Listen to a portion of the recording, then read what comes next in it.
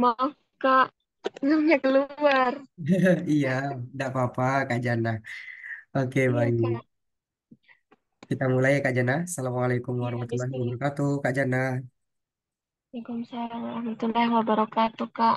Iya, ini kita langsung masuk ke sesi sharing ya. Berbagi keilmuan yang saya dapatkan, kemudian diterima oleh Kak Jana.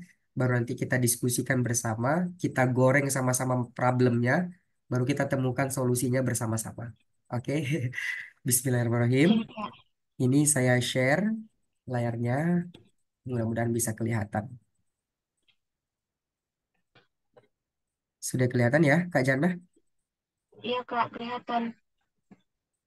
Nah, ini kita bakal bahas lagi di level 2 seputar penelitian, di mana level 2 ini saya akan berbagi tentang masih dasar sih, Kak Jana, yaitu adalah tentang pemetaan.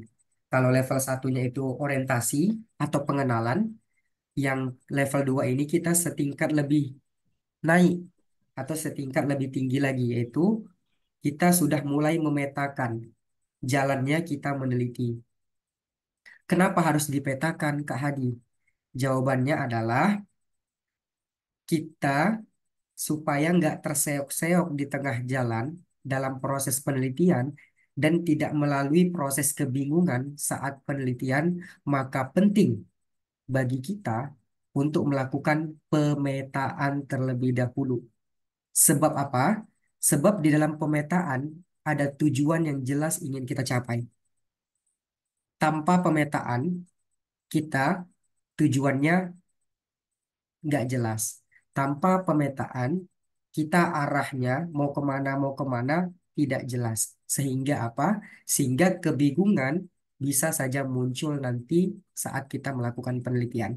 Nah, maka dari itu saya masukkan pemetaan ini menjadi landasan yang paling dasar di level 2. Nah, pemetaan seperti apa? Pemetaannya seperti ini. Saya mengambil gagasannya dari Bapak Dr. Ginanjar Rahmawan. Jadi beliau itu menggagas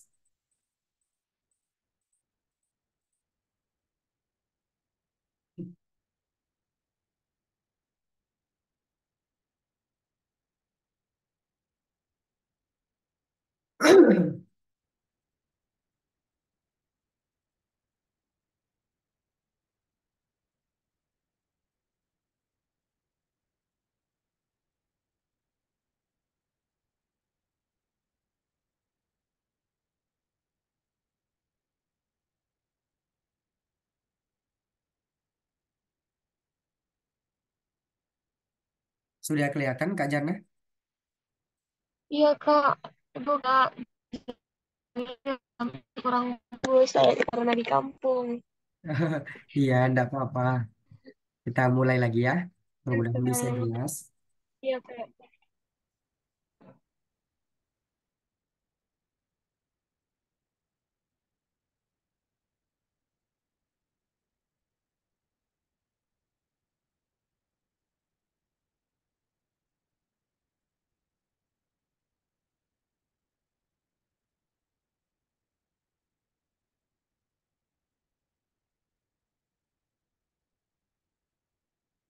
Nah, oke. Jadi di sini untuk pemetaannya saya menggunakan gagasannya dari Bapak Dr. Ginanjar Rahmawan. Beliau menggagas research model canvas. Jadi model canvas ini yang saya gunakan dalam proses saya menjalani penelitian di awal, Kak Jannah. Jadi di sini ada beberapa tabel melalui model RMC ini dari Pak Ginanjar. Yang pertama tabelnya ada topik, dan yang kedua ada masalah atau gap, dan tabel ketiga itu ada teori yang bakal kita gunakan teori apa saja, dan yang keempat itu ada tabel yang isinya tujuan kita dalam meneliti, dan yang kelima itu ada kebaharuan atau novelty, dan yang keenam itu ada metode, serta dari keenam tabel ini menjadikan sebuah judul yang bakal kita lakukan dalam proses penelitian nantinya. Nah, inilah pemetaan-pemetaan model kanvas yang membantu saya sehingga mudah dalam melakukan penelitian, nggak terseok-seok, kemudian nggak kebingungan. Soal teori pun saya udah nggak kebingungan lagi, karena apa? Karena dari awal itu teori udah saya tentukan. Jadi teorinya nggak ditentukan di tengah, waktu saat udah judul ketemu.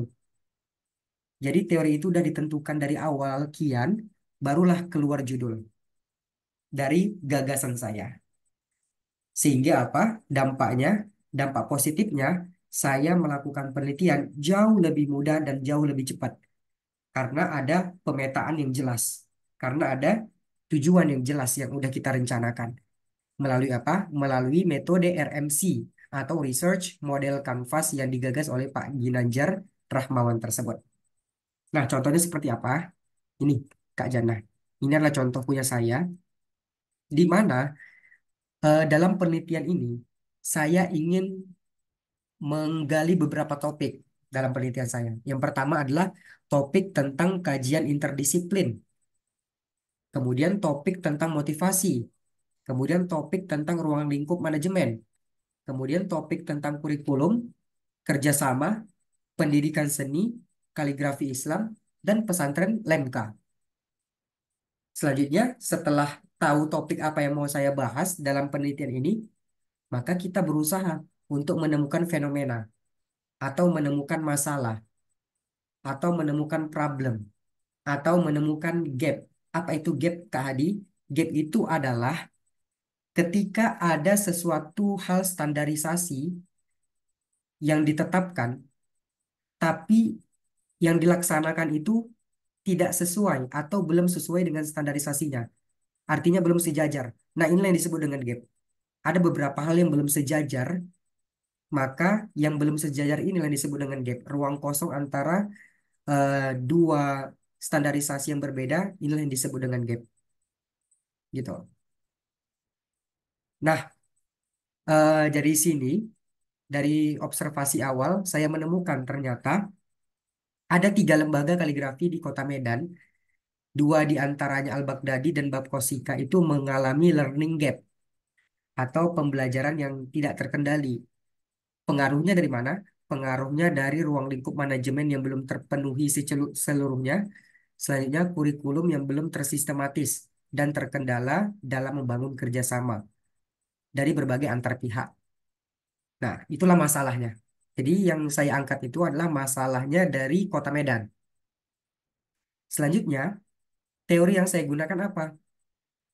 Teori ini kita pilih untuk menjadi pondasi kita dalam menganalisis topik dan masalah yang kita kemukakan. Itulah pentingnya teori. Jadi ketika kita sudah tahu topiknya apa, maka gunakan teori pada topik itu. Contoh nih, saya kan di situ ada menyebutkan pendidikan seni.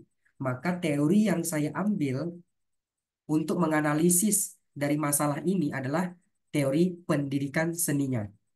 Selanjutnya teori apa lagi? Ternyata ada kurikulum, topik yang mau saya bahas. Maka untuk menganalisis masalah ini, saya membutuhkan teori kurikulum pendidikan seni. Selanjutnya apa lagi? Teori manajemen pendidikan, baru teori motivasi, dan teori kerjasama. Nah, seperti itu. Selanjutnya, tujuan. Tujuan ini tak jauh-jauh. Tak jauh-jauh dari teori yang udah kita gagas. Untuk menganalisis motivasinya, kemudian untuk mengkaji ruang lingkup manajemennya, kemudian untuk mengkaji kurikulumnya, dan yang terakhir untuk menganalisis kerjasamanya. Nah, seperti itu. Jadi kita udah tahu teorinya, maka tujuannya adalah apa yang kita jadikan teori. Tentunya hal tersebut juga berkaitan dengan apa yang menjadi identifikasi masalahnya kita. Dan tabel berikutnya adalah tentang kebaharuan. Apa itu kebaharuan? Kebaruan ini sering juga disebut dengan novelty. Apa itu novelty atau kebaruan? Novelty atau kebaruan itu adalah tentang bagaimana penelitian kita ini menawarkan sesuatu hal yang baru di luar dari penelitian-penelitian sebelumnya. Saya rasa Kak Jannah sudah menerapkan itu. Kenapa? Karena berdasarkan diskusi minggu lalu, Kak Jannah sudah menyampaikan bahwasanya penelitian terdahulu itu melihat secara keseluruhan bahwasanya ada eh, organik plastik yang dikandung oleh kerang. Sementara Kak Jannah hari ini ingin berfokus melihat satu organ saja. Nah, itu adalah sebuah kebaruan, di mana penelitian-penelitian yang lain belum ada meneliti satu organ itu. Adapun ada satu organ, tapi bukan organ yang dimaksud oleh Kak Jannah. Mungkin saja organnya organ bagian cangkangnya saja. Kalau Kak Jana ini mungkin lebih spesifik ke organ lainnya. Nah gitu. Di mana yang organ lain itu belum pernah diteliti. Nah itu yang disebut dengan kebaharuan-kebaharuan. Oke.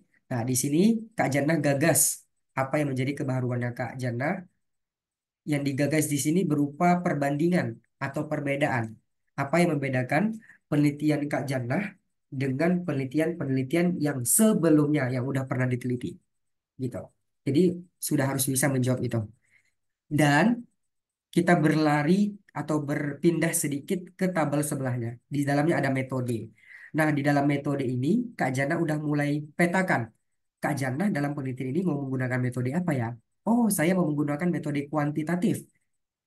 Kuantitatif itu ada lagi loh cabangnya untuk desain penelitiannya. Nah, apa saja? Nah, itu ditemukan. Kalau kuantitatif, saya kurang tahu detail ya, tapi insya Allah nanti kita sama-sama coba bantu kuantitatif apa saja desain-desain penelitiannya. Kalau di contoh punya saya menggunakan penelitian kualitatif, desainnya desain apa? Desain studi kasus. Nah, kemudian yang saya kumpulkan nanti ada dua data. Pertama data primer, yang kedua data sekunder. Pengumpulan datanya seperti apa? Pengumpulan data saya menggunakan wawancara, observasi, studi literatur dalam arsip. Nah, kalau Kak Jannah mungkin nanti menggunakan kuantitatif, pasti ada angket di dalamnya, dan apalagi pasti ada angket dan lain sebagainya. Nanti itu mungkin dibutuhkan di dalam proses kuantitatif. Oke, setelah selesai metode, barulah kita merangkai judul. Nah, dari gagasan-gagasan tadi dirangkailah judul-judul. Sebenarnya yang saya presentasikan ini adalah gagasan saya yang belum direvisi oleh dosen. Pada akhirnya yang udah direvisi sama dosen, judul yang saya angkat adalah paradigmatik manajemen dan estetika pendidikan seni kaligrafi pesantren kaligrafi Lemka. Karena saya ingin meng-highlight pada manajemennya, selanjutnya meng-highlight pada estetikanya. Jadi dua yang saya highlight. Namun ini karena yang saya presentasikan adalah judul lama, sehingga saya membuat judul lamanya adalah kajian interdisiplin titik dua suksesnya pendidikan seni kaligrafi pesantren Lemka Sukabumi. Nah mungkin dalam hati atau dalam pikiran Kak Jannah bertanya-tanya tentang sesuatu. Kak, masalah Kak Hadi kan itu berada di Kota Medan. Kemudian kenapa penelitiannya di Sukabumi? Emang boleh? Jawaban boleh. Jadi, kita mendapatkan masalahnya itu di Kota Medan, tapi kita ingin menelitinya di Sukabumi. Ini perspektif saya. Kenapa di Sukabumi? Apa yang menarik di Sukabumi? Karena di Sukabumi itu ada yang bagusnya. Ada yang bagusnya, pesantren kaligrafi LMK ini dikategorikan sudah pesantren yang bagus lah, sesuai standarisasi. Kenapa? Karena secara sejarah juga, pesantren kaligrafi LMK ini adalah pesantren yang pertama lembaga kaligrafi yang pertama kali ada di Indonesia. Jadi seluruh sanggar-sanggar kaligrafi itu berkiblatnya ke pesantren kaligrafi Lemka. Nah, jadi kita meneliti itu nggak cuma yang buruk aja ya. Kita juga bisa meneliti yang bagusnya, bisa juga yang buruknya, bisa juga yang jembatannya atau yang di tengah-tengahnya. Jadi meneliti itu boleh melihat dari berbagai macam sudut pandang perspektif. Baik yang kita ingin melihat yang bagusnya, baik itu kita mau ingin melihat yang buruknya, mau itu kita melihat yang perbedaan tengahnya gitu, jaraknya itu boleh. Kalau dalam sebuah penelitian, yang penting kita ketemu masalah yang menjadi landasan kita berpijak untuk melakukan penelitian. Nah, kalau di sini fokus penelitian saya ingin melihat yang baiknya untuk disebarkan kebaikannya kepada sanggar-sanggar lain. Melalui apa? Melalui penelitian. Nah, kayak gitulah cara berpikirnya saya dalam proses penelitian ini. Jadi saya ingin menggali yang baiknya. gitu. Selanjutnya ditentukan juga dari sekarang. Kak Jana itu koneksinya sama dosen siapa? Sama dosen mana koneksinya? Saya tentukan tuh dari awal. Saya sepertinya tertarik dengan dosen atas nama Bapak Syakir misalnya. Saya tertarik dengan dosen namanya Bapak Eko. Saya tertarik dengan dosen Ibu Rahina. Mengapa bisa tertarik? Pertama, alasannya yang sudah harus kita pastikan adalah dosennya ini punya kualifikasi yang sama dengan penelitian kita. Jangan sampai kita itu ingin meneliti kuantitatif, tapi dibimbing oleh dosen yang kualitatif. Wah, itu pasti ribet banget. Nggak ketemu, Kak Jana. Pasti terseok nanti di tengah. Kenapa terseok? Karena dari sudut pandang saja dan dari segi keahlian, keilmuan, itu udah beda jarak. Dosennya kualitatif, Kak Jannahnya kuantitatif, nggak ketemu. Paling tidak kita bisa mensetarakan keahlian dosen dengan keinginannya kita mau meneliti di bidang apa. Kalau memang kita ingin kuantitatif, maka temukan dosennya itu orang-orang kuantitatif. Sehingga cara perspektifnya sama, diskusinya sama, visi missionnya juga sama. Jadi kita dapat ilmunya jauh lebih banyak. Nah, gitu. Selanjutnya, tentu kita pilih dosen berdasarkan nyamannya kita berkomunikasi ya. Jangan sampai kita memilih dosen yang dosennya itu kita nggak nyaman berkomunikasi sama dia. Kita sering miskomunikasi dengan beliau. Jangan sampai kita memilih dosen seperti itu. Kak, di kampus saya itu punya problem. Apa problemnya Kak Jannah? Problemnya adalah dosen itu bukan saya yang nentuin, tapi pihak Kaprodi. Gimana solusinya? Ada solusinya. Saya juga S1 ngalami seperti itu, tapi ada solusinya. Apa solusinya? Kita mengajukan tawaran kita ke Kaprodi. Pak, ini adalah rancangan penelitian saya. Dengan skema seperti ini, kita jelaskan, kita presentasikan kepada Kaprodi bahwasanya inilah minat kita dalam penelitian ini. Dan saya ingin menggunakan metode ini, Bapak, kualitatif atau kuantitatif. Nah, dijelaskan secara tegas kepada dosen Kaprodi supaya Kaprodi mengerti, oh, anak ini seperti ini. Nah, setelah itu sampaikan, Pak, dari riset yang saya dapatkan berkaitan dengan jejak track record dosen, menurut saya Bapak ini jauh lebih tepat bisa berkolaborasi bersama penelitian saya ini, Bapak.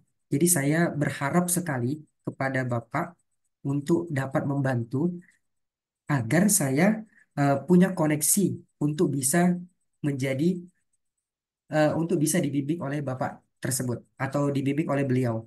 Karena rasa, saya merasa Bapak tersebut itu memiliki kualifikasi dan kekuatan di kuantitatif sehingga relate sekali untuk penelitian saya ini bisa dikasih apa namanya ya, masukan-masukan yang jauh lebih luas lagi untuk penelitian saya ke depannya. Nah, komunikasikan saja hal-hal seperti itu. Insya Allah, apa yang Kak Jana harapkan dengan proses presentasi yang meyakinkan, tentu Kak Prodi nggak bakal menolak. Kaprodi bakal langsung menyetujui. Kenapa? Karena Kaprodi udah bisa melihat, oh ternyata Kak Jana ini udah tahu ke depannya mau bagaimana. Dia udah tahu dosen siapa yang mau dia pilih. Jadi kita bisa mengajukan tawaran rekomendasi dosen kita ke Kaprodi supaya Kaprodi bisa membantu kita untuk menjalankan tujuan kita. Kayak gitu Kak Jana. Jadi dari dari awal ini sebelum melangkah ke depan Kaprodi, rencanakan sesuatu. Mengapa orang banyak terseok di tengah jalan? Mengapa orang banyak kebingungan di tengah jalan? Karena dia lupa mempersiapkan. Dia asal tampil saja, tapi lupa mempersiapkan. Sehingga apa? Orang lain nggak bakal tepuk tangan. Orang lain bakal melakukan kita dengan sesuka hati mereka. Karena kita nggak melakukan persiapan, sehingga apa yang kita tampilkan itu nggak wah. Itu nggak menghadirkan pujian, itu nggak menghadirkan excited atau perhatian. Nah, gitu.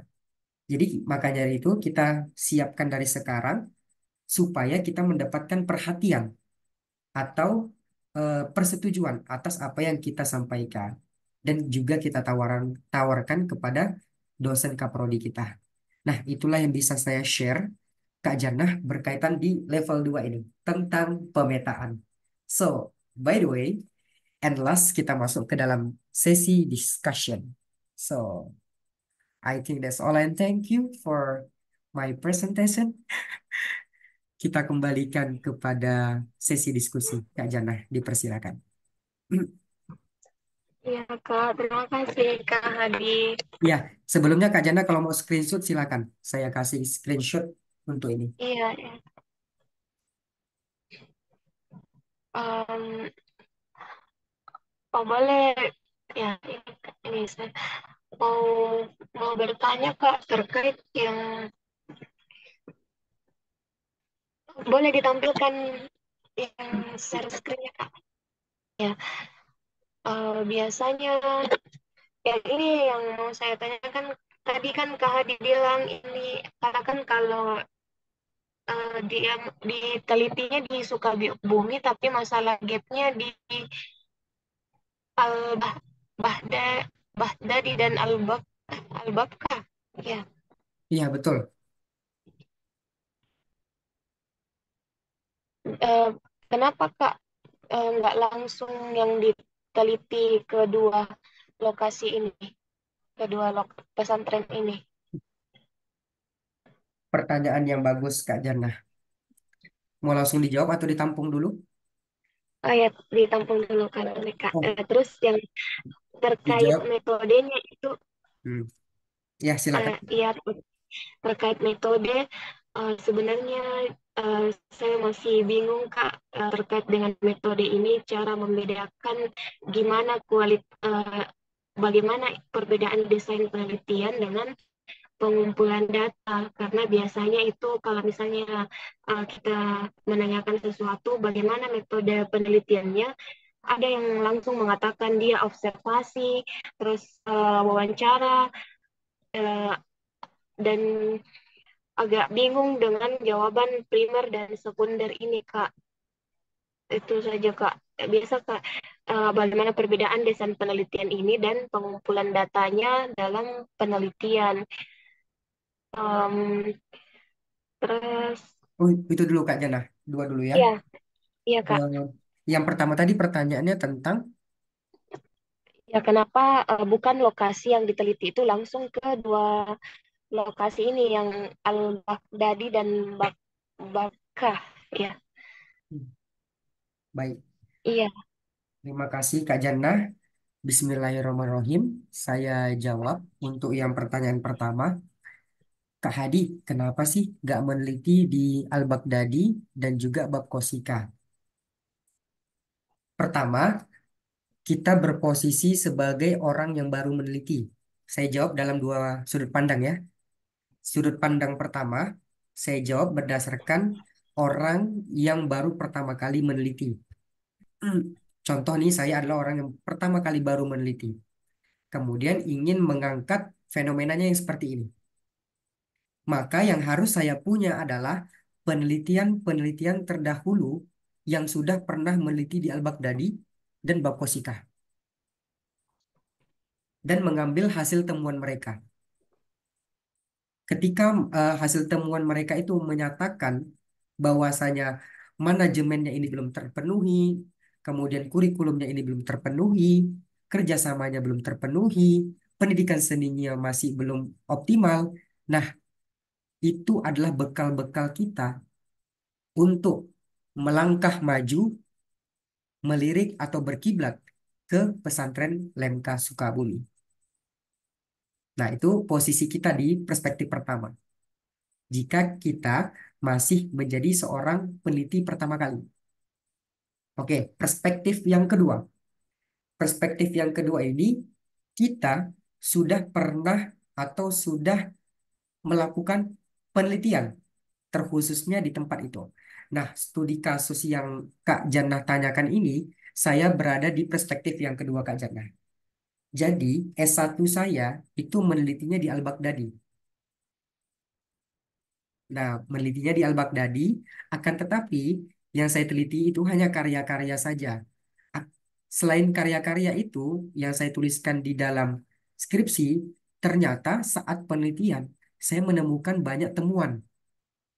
Tapi temuan itu nggak saya tuliskan di dalam skripsi karena udah beda topik. Tapi ada hal yang penting, yaitu adalah temuan-temuan yang di luar dari topik skripsi saya itu saya simpan. Saya backup sebagai database. Saya simpan menjadi bekal saya. Nah, ketika sudah terkumpul bekal-bekal itu, saya analisis, kemudian saya terbitkan ke jurnal, saya analisis lagi yang kedua, saya terbitkan ke jurnal, saya analisis lagi yang ketiga, saya terbitkan ke jurnal. Nah, dari yang udah terbit-terbit ini, menjadilah landasan kita untuk berpijak. Jadi, temuan-temuan lain yang kita temukan dalam penelitian itu, kita simpan datanya. Simpan datanya, kemudian kita ubah derajatnya, kita tinggikan derajatnya dari data-data primer menjadi jurnal yang bisa menjadi landasan penelitian. Nah, jadi Al-Baghdadi ini saya udah melakukan 3 kali penelitian ya. Sekali penelitian, cuman udah 3 kali diterbitkan di dalam jurnal. Satu itu dari hasil skripsinya, kemudian yang kedua itu dari temuan-temuan lain untuk Al-Baghdadi sendiri. Nah, temuan-temuan lain itu berkaitan dengan yang saya bahas ini, manajemen, kurikulum, kemudian motivasi, kerjasama, dan pendidikan seninya. Nah, seperti itu. Selanjutnya di bab Kosika. Bab Kosika ini jujur saya belum meneliti.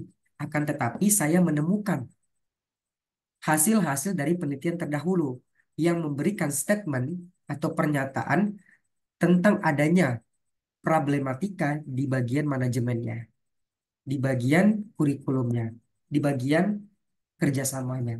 Sehingga itu berpotensi menjadi dasar saya atau landasan saya berpijak untuk mengangkat judul yang baru ini.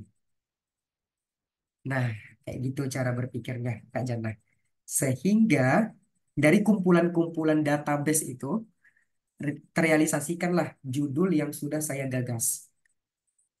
Untuk apa? Untuk melirik pesantren Lemka Sukabumi sebagai kiblatnya Sanggar Kaligrafi.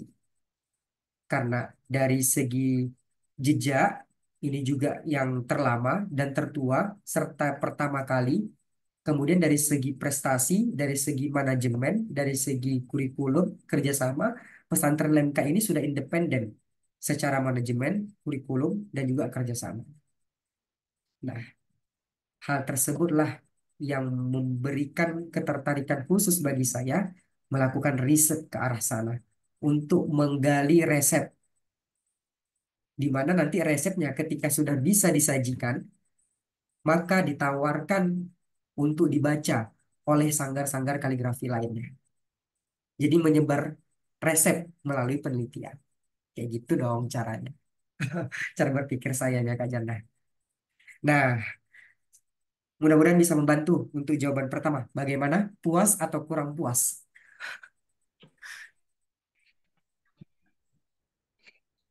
Se- Iya Kak, puas.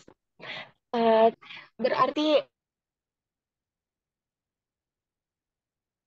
Ya,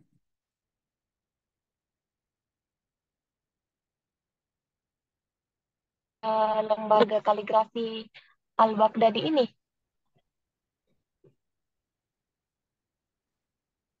gitu ya Kak.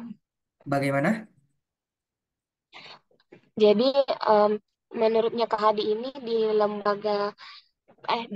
pesantren Lemka Sukabumi ini em, bisa menjadi kiblat dari pesantren dari lembaga kaligrafi Al-Baghdadi karena menurutnya Kak Hadi di pesantren ini lebih bagus dari dua lembaga tadi ya Kak.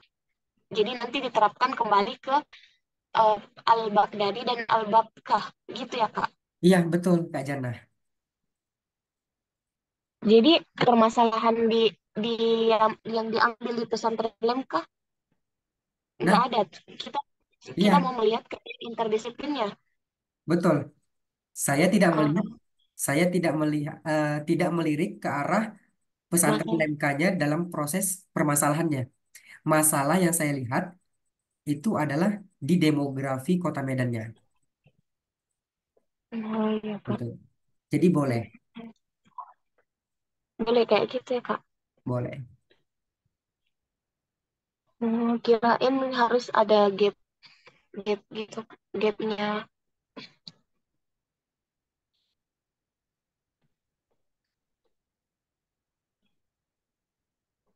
Iya, betul, Kak Jana. Iya Kak, iya. Paham paham Kak. Nah, jadi sebenarnya untuk melirik problematika dalam penelitian ini bisa dari berbagai macam sudut pandang ya, Kak Jana.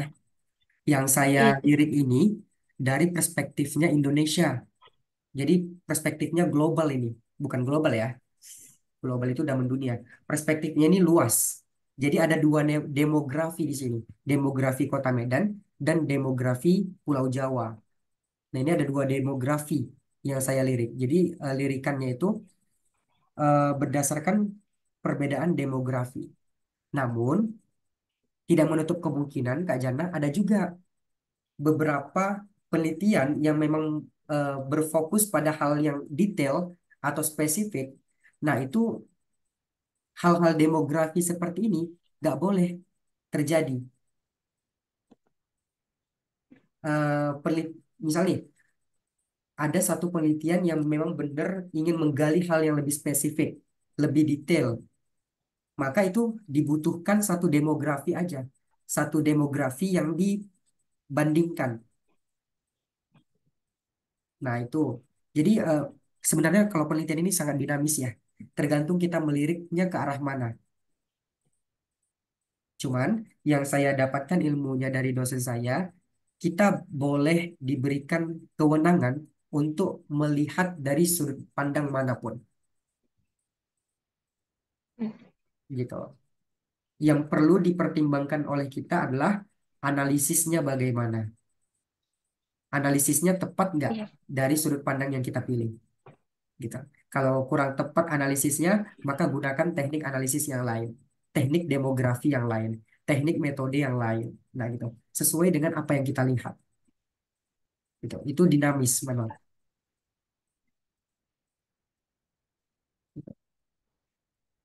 Maka dari itu saya nggak boleh memaksa Kak Janda untuk mengikuti cara berpikirnya saya. Mengapa? Karena dari studi kasus kita saja sudah berbeda Kak Janda. Jadi maka dari itu saya perlu mengembalikan komunikasi kita ke arah yang umum. Karena di arah yang umum lah kita bisa sama-sama sejalan. Tapi kalau hal spesifik kita udah bertentangan. Mengapa bertentangan? Karena Iya. dari studi kasusnya Kak Janda dengan studi kasusnya saya itu berbeda. Gitu. Akan Iya. menarik hal diskusi ini menjadi keilmuan baru bagi Kak Jana. Oh, ternyata kita bisa meng-highlight seperti ini. Oh, ternyata kita bisa meng-highlight hal yang baiknya. Karena sejauh ini, dulu di S1 saya tuh pemikirannya fixed mindset. Saya pikir kita itu nggak boleh meneliti yang bagus-bagus. Kita tuh menelitinya yang buru-buru aja gitu. Padahal ya enggak. Kita juga boleh meneliti yang bagus, yang buruk, atau yang di tengah-tengahnya boleh. Yang penting bagaimana caranya kita bisa mengolah kata-kata di latar belakang masalah itu benar-benar urgensi. Menjadi sesuatu hal yang mendesak dan harus diteliti. Itu saja sih sebenarnya. Iya Gitu. Kak. Tapi biasanya kan Kak, sebagian mahasiswa itu biasanya bilang nggak perlu terlalu ini kalau masih S1 gitu Kak. Biasanya ada yang bilang gitu. Terus Kak Mm. baru S1 tapi ambil yang sulit-sulit. Iya sih Oh, kayak gitu Kak, kayak biasanya. itu nanti di level 3. Di level 3 saya kasih tahu Oh, bagaimana eh, cara Gak usah cara. Perbedaan antara melihatnya S1 dengan cara melihatnya S2 dan S3. Jadi ada perbedaan antara S1, S2, S3. Di level 3 nanti insya Allah kita kupas bersama. Gitu. Jadi Kak Jananya nggak usah melihat ke arah seperti saya. Kak Jana itu nanti melihatnya di setara S1. S1 itu lebih mudah loh Kak Jana. Kak Jana cuma melihat aja. Seperti yang Iya, Kak Kak. Jana mau teliti, Kak Jana itu melihat aja. Iya. Hmm, gitu. Nggak perlu seperti saya. Oke, nanti saya kasih tahu bagaimana cara, nggak usah kasih tahu ya besok aja. Di minggu depan, insya Allah nanti saya bahas dan kita diskusikan kembali tentang tiga perbedaan itu. Sekaligus contohnya yang udah saya buat. Dan pertanyaan kedua tadi ya, beda desain penelitian dengan pengumpulan data. Karena problem yang dialami oleh Kak Jana itu banyak mahasiswa, teman-temannya Kak Jana, mungkin termasuk kita ya, saya juga dulu, termasuk juga Kak Jana, itu berpersepsi bahwasanya desain sama pengumpulan data itu sama aja sih sebenarnya. Ternyata beda Kak Jana. Saya juga baru tahu itu. Iya, Kak. Oh, oh. Jadi biasa bingung sih, Kak, kalau mau jawabnya apakah primer, sekunder, terus gimana? Iya, ternyata beda. Setelah saya Iya. dapatkan ilmunya, wah ternyata beda. Desain penelitian itu adalah model-model penelitiannya. Ada namanya model studi kasus, ada namanya model eh, relasi, ada namanya model apa namanya ya, hubungan dan lain sebagainya. Ada banyak sih, kualitatif itu ada banyak desainnya, kuantitatif juga ada banyak desainnya. Selanjutnya, eh, bedanya di mana? Desain penelitian dengan pengumpulan data. Desain penelitian itu adalah caranya kita, caranya kita dalam melakukan penelitian. Seperti apa? Kalau pengumpulan data itu adalah caranya kita dalam menggali data. Tentunya hal tersebut secara keseluruhan dibedakan oleh jenis penelitian, mau dia kuantitatif atau kualitatif. Kalau dia kualitatif, pengumpulan datanya sudah pasti beda. Kalau dia kualitatif, pengumpulan datanya melalui wawancara, observasi, studi studi literatur, dan lain sebagainya. Sejauh ini yang saya ketahui ada tiga ya, atau empat paling. Dan kalau kuantitatif itu ada angket, kemudian ada apa lagi? Ada uji T, bukan, itu pengujian. Untuk pengumpulan datanya ada angket, terus apa lagi? Nah, pemahaman saya belum sampai terlalu jauh. Yang saya ketahui dari kuantitatif adalah penggunaan angket. Seperti itu, Kak Jannah. Dan tadi sempat disinggung oleh Kak Jannah, bagaimana cara membedakan sumber data dan pengumpulan data. Jadi sumber data itu adalah, ini kita mengumpulkan data. Cara berpikirnya kita mengumpulkan data. Kita mengumpulkan data itu, tapi kita perlu bertanya, data apa yang mau kita kumpulkan ya? Maka terjawablah, data yang mau kita kumpulkan adalah data primer dan data sekunder. Gitu. Kita mau mengumpulkan data, tapi data apa yang mau kita kumpulkan ya? Maka jawabannya, kita mau mengumpulkan data primer dan data sekunder. Berikutnya, apa itu data primer dan apa itu data sekunder? Data primer itu adalah data yang didapatkan secara langsung dari kita terhadap yang bersangkutan. Contoh, Kak Jana ingin mendapatkan data dari pimpinan, maka s- Kak Jana harus bertemu secara langsung kepada pimpinan itu. Terus gali data dari dia. Itulah yang hasil data yang berhasil digali itulah yang disebut dengan data primer. Jadi langsung kepada pihak pertama. Selanjutnya, misalnya membutuhkan data arsip, Maka Kak Jannah datang langsung ke bagian administrasi dan melihat arsip-arsip mereka, melihat data-data mereka, melihat surat-surat mereka.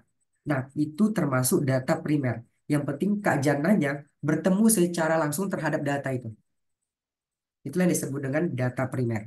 Berbeda halnya dengan data sekunder. Data sekunder itu udah ada pihak kedua dan pihak ketiga. Jadi, Kak Jannah ingin mengetahui kepribadian pimpinannya misalnya, tapi eh, melalui pengurusnya. Kan itu pihak kedua, melalui pengurusnya. Ditanya, itu gimana bosmu misalnya? Gimana dia memimpin? Nah, hasil data yang kita dapatkan dari pengurusnya, itulah yang disebut dengan data sekunder. Gitu. Pokoknya kalau dia data sekunder ini adalah data yang didapatkan dari pihak kedua maupun ketiga melalui perantara orang lain. Apakah itu penting digunakan dalam penelitian? Penting. Tujuannya itu apa? Untuk memvalidasi kebenaran jawaban. Maka dibutuhkan data sekunder. Kalau kita hanya percaya saja dengan kata pimpinan, tapi yang bawahan itu nggak mengatakan seperti itu, nah itu ada gap data tuh. Maka dari itu kita perlu validasi. Apa yang dikatakan oleh pimpinan seharusnya sama dengan apa yang dikatakan oleh bawahan, pengurus, dan lain sebagainya. Itu kalau berbicaranya kualitatif, karena ada wawancara di sana. Tapi kalau kuantitatif bagaimana? Data angketnya itu ketika diuji T, diuji lain sebagainya, nah itu punya korelasi yang sama. Kurang lebih seperti itulah kalau kuantitatif. Saya menjawabnya dengan perspektif yang lebih mendalam ke arah kualitatif. Namun kalau dari kuantitatif, yang menjadi pembeda data primer dan data sekunder adalah sama. Bagaimana caranya Kak Jannah mendapatkan data itu? Data primer didapatkan secara langsung, data sekunder melalui perantara. Nah, itu mungkin yang bisa saya share kepada Kak Jannah berkaitan dengan the second question. Thank you. Ya Kak, terima kasih Kak Hadi. Iya, Kak Jannah.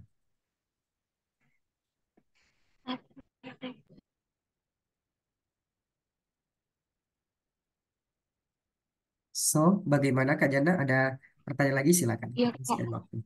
Em, jadi menurutnya Kak Hadi ini desain penelitian, pengumpulan data sama sumber data itu harus dijelaskan secara rinci dalam metode atau nggak usah Kak? Biasanya kan biasanya itu cuman pengumpulan datanya, apakah dia dia secara wawancara atau observasi. Tapi kalau saya pengumpulan datanya itu cuman survei, melakukan survei awal Kak, tapi nggak menjelaskan apakah data saya primer, sekunder gitu Kak.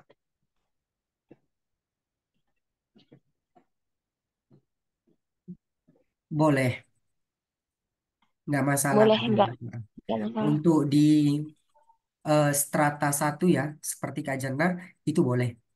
Nggak masalah, nggak terlalu diperdebatkan. Oh iya Kak. Di stratanya sayanya baru diperdebatkan hal seperti itu. Karena dirasa nggak bertanggung jawab sebagai seorang peneliti. Oh iya Kak. Karena kan kalau perbandingan ya, ini kita keluar Iya. dari topik sedikit pembicaraannya. Kalau perbandingan S1 dengan S2, kalau di S1 itu kita masih bisa sedikit ada semena-menanya. Kalau di S2, kita satu kata pun yang kita ucapkan itu benar-benar harus dipertanggungjawabkan, Kak Jana. Itulah yang saya alami perbedaan tentang dalam proses belajar mengajar di S1 ataupun S2. Kita satu kata yang kita ucapkan itu langsung ditentang, langsung dipertanyakan. Maka dari itulah hal-hal detail menjadi penting untuk di strata S2. Kalau di S1 seperti Kak Jana, it's okay, no problem. Yang penting Kak Jana udah punya bekal pengetahuan ini, sehingga nanti ketika dibutuhkan, wow, Kak Jana udah lincah lihai. Oke, saya udah paham, gitu.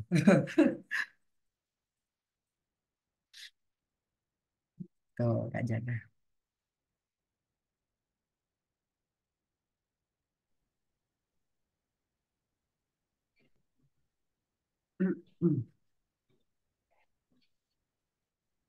Iya, Kak. Kak, mau tanya lagi, Kak. Boleh, silakan. Kalau misalnya pengambilan sampel menggunakan purpose sampling itu masuk di desain penelitian atau pengumpulan, iya, Kak, desain penelitian? Oke, baik. Semuanya itu beda ya. Yang pertama Iya, A. Kak. A itu metode penelitian.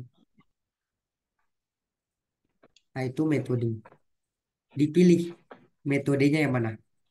Mau kualitatif atau kuantitatif? Selesai. Iya. Oh, Kak Hadi, saya mau kuantitatif. Silahkan ditulis. A.2 metode kuantitatif.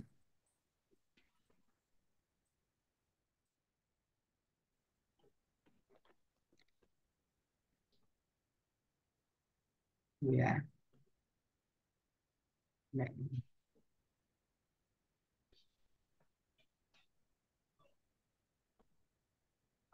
kelihatan ya, Kak Jana? Iya, kayak kelihatan. Nah, metode. Apa metode kita? Oh, kuantitatif. Selanjutnya, B. Desain. Desain kuantitatifnya, desain kuantitatif apa ya?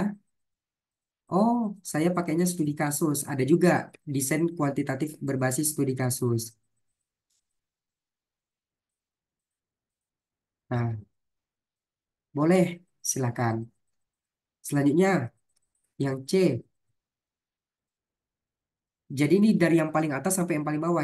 Yang bawah itu adalah apa ya? Cara-caranya. Cara-caranya untuk melakukan kuantitatif. Yang pertama, desainnya pakai studi kasus. Baru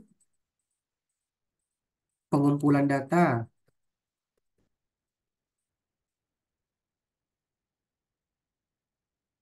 Nah, pengumpulan datanya menggunakan apa? Angket atau kuesioner ya.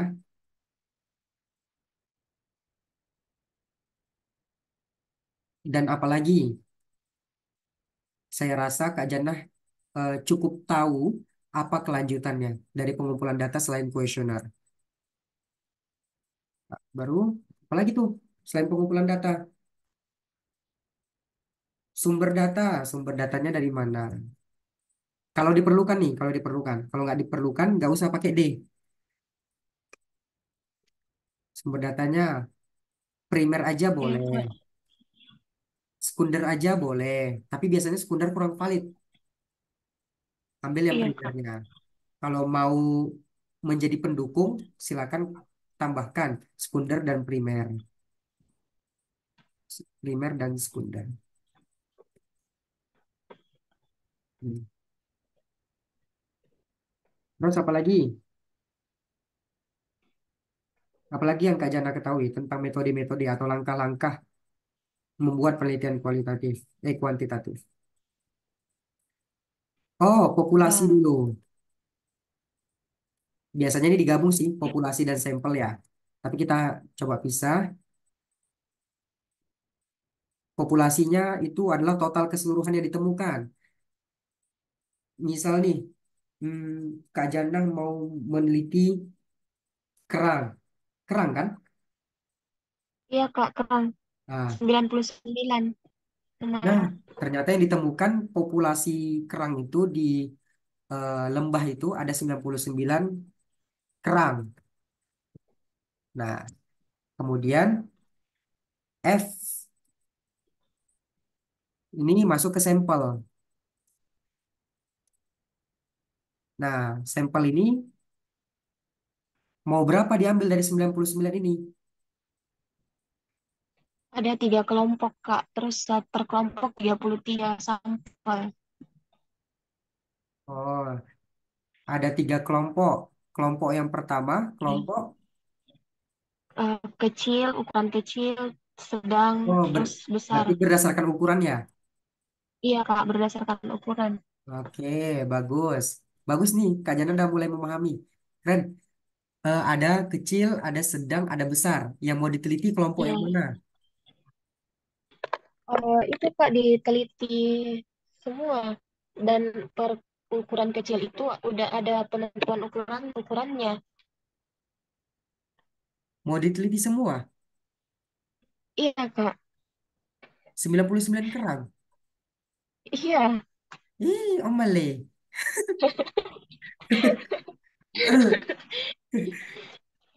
Kak, Memang populasinya sebanyak ini, 99 atau lebih banyak lagi.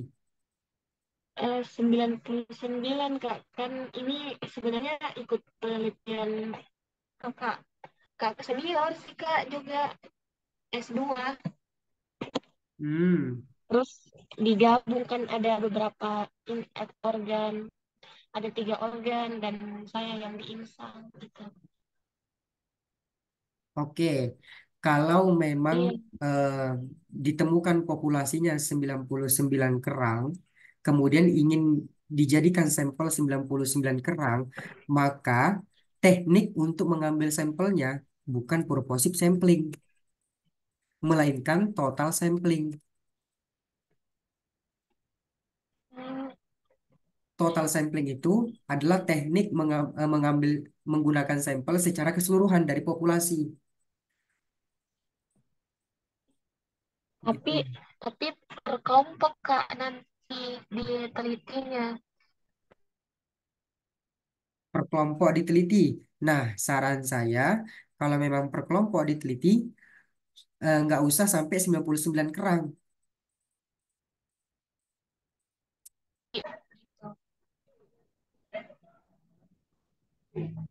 Nah, dari satu kelompok itu, yang berapa banyak yang mau diteliti masing-masing kelompok? Udah di masing-masing kelompok 33 Kak. Kecil 33, sedang 33, dan besar.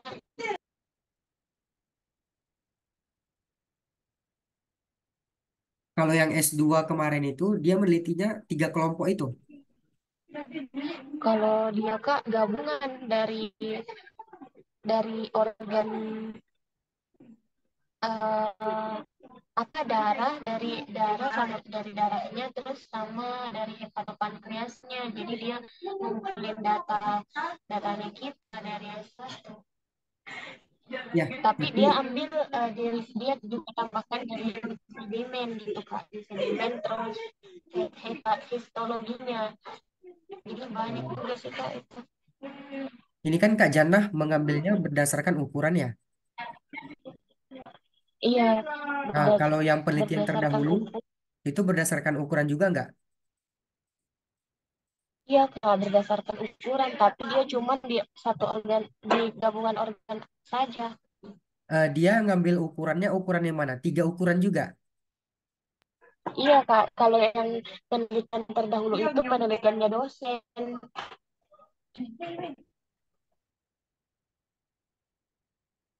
Oke, 3 ukuran. Nah, untuk membuat populasi ini, Kak Jannah bisa menjadikan ini sebagai populasi 99 kerang.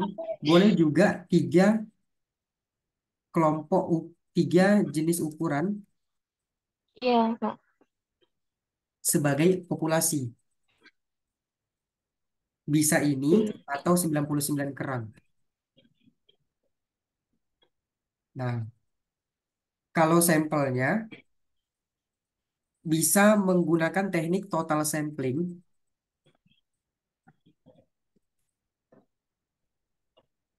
untuk yang 3 jenis ukuran ini, untuk populasi ini ya, 3 jenis ukuran. Bahwasanya di dalam lembah itu ada 3 jenis ukuran yang ditemukan. Ukuran kecil, sedang, dan besar. Dan itu harus harus jelas tuh. Ukuran kecil itu berapa sentimeter standarisasinya. Ukuran sedang itu berapa sentimeter standarisasinya. Ukuran besar itu berapa Iya, sentimeter Kak. standarisasinya. Nah, itu harus udah disampaikan bahwasanya sampaikannya dalam populasi 3 jenis ukuran. Kalau ingin meng-highlight 3 jenis ukuran, gunakan teknik total sampling. Karena yang mau di-highlight itu ukurannya, bukan Iya, Kak. kerangnya. Baru dijelaskan. Boleh juga dijelaskan dalam bentuk deskripsi, boleh juga dijadikan tabel. Eh, kan 3 jenis ukuran tuh, tabel satu yang sebelah kiri, contoh aja lah kita buat ya. Misal nih mau dibuat tabel juga bisa.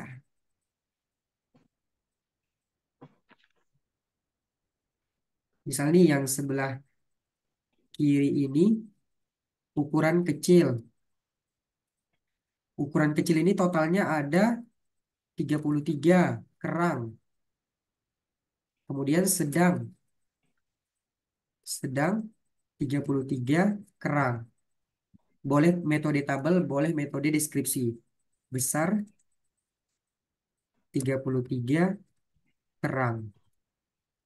Nah, ukurannya boleh juga disampaikan di samping supaya menghemat. Ukurannya berapa? 12 cm misalnya dan lain sebagainya. Nah, ini itu disampaikan dalam populasi itu. Sehingga jumlahnya jelas. Ada 33 masing-masing klaster. Sehingga totalnya seluruh kerang itu ada 99 kerang. Nah, ini perspektif satu. Perspektif satu, 3 jenis ukuran. Masing-masing ukuran itu memiliki jumlah 33 kerang. Sehingga total keseluruhan 99 kerang. Maka sampelnya, kalau memang ingin meneliti semuanya, maka gunakan teknik total sampling melalui 3 jenis ukuran tersebut. Udah. Hmm. 3 jenis ukuran. Nah, ini kita pakai dalih perspektif yang kedua. Perspektif yang pertama kita usingkan, kita beralih ke perspektif yang kedua. Perspektif yang kedua, jikalau yang dilihat itu bukan 3 jenis ukurannya dalam populasi, tapi yang dilihat adalah 99 kerangnya, maka sampelnya ini boleh Kak Jana pilih menggunakan purposive sampling.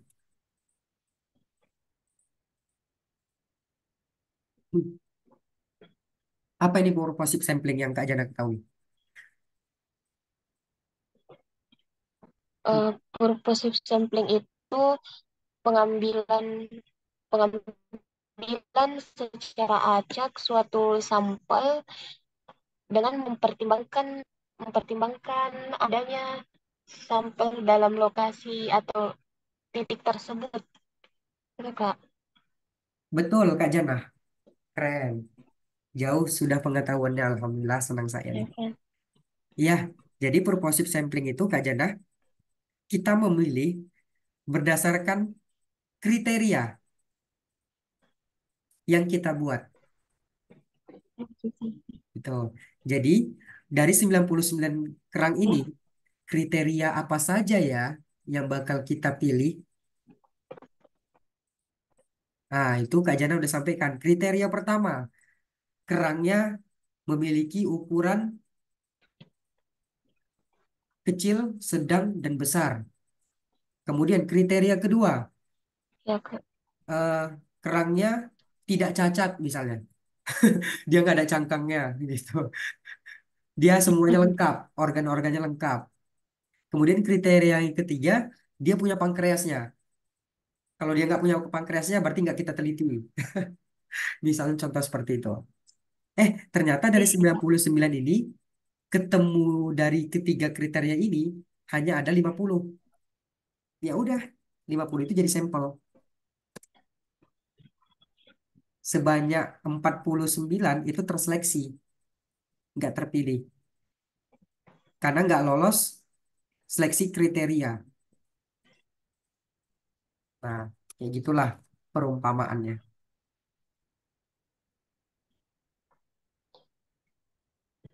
Kak. Oke. Nah, ini saya kasih 3 sudut pandang aja ya. Nanti Iya, kita Kak. sesi, setelah itu baru kita masuk ke sesi Kak Jana memilih yang mana yang mau ditentukan. Ini sudut pandang yang ketiga. Misalnya nih,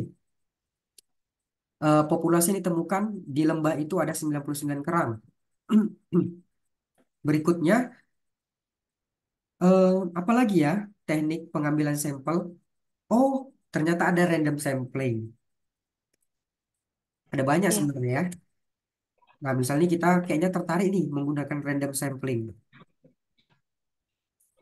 Nah, random sampling ini adalah mengambil apa sampel secara acak tanpa memperdulikan kriteria. Jadi nggak ada kriteria di sini. Kita mengambilnya secara acak. Secara acaknya bagaimana? Menggunakan eh, kayak lotre. Jadi kita buat nih, eh, ini kerang nomor 1, 2, 3, 4, 5 sampai 99. Kemudian kita cabut nomor lah, cabut nomor, digoyang-goyangkan toplesnya. Kemudian, oh dapat nomor 5. Oke, nomor 5 kita jadikan sampel. Terus goyang-goyang lagi toplesnya, oh dapat nomor 26. Kerang nomor 26 kita jadikan sampel. Nah, itu adalah teknik random sampling. Kita ambil-ambil gitu. Tapi berdasarkan hasil lotrenya kita. Kayak gitulah kurang lebih. Iya, Kak. Dan itu batasnya kita yang tentukan mau berapa banyak random samplingnya, sampelnya mau berapa banyak, apakah 20 gitu. Nah, dari yang kita tentukan 20 itu yang diacak. Berapa ya dari 99 ini, 20 yang mana aja ya gitu. Nah, itulah yang disebut. Tapi menurut saya dalam penelitiannya Kak Jana ini nggak cocok menggunakan random sampling. Cuman saya kasih perspektif Iya, aja. Kak. Saya kasih perspektif kayak saya kasih sudut pandang. Bahwasanya teknik dalam mengambil sampling itu atau sampel ada banyak. 3 yang bisa saya kasih tahu dan saya Iya, Kak. menyarankan random sampling itu kurang tepat digunakan dalam penelitian Kak Jana ini. Nah, selanjutnya silakan Kak Jana mau pilih yang mana? Teknik purposive sampling berdasarkan kriteria atau total sampling nanti arahnya.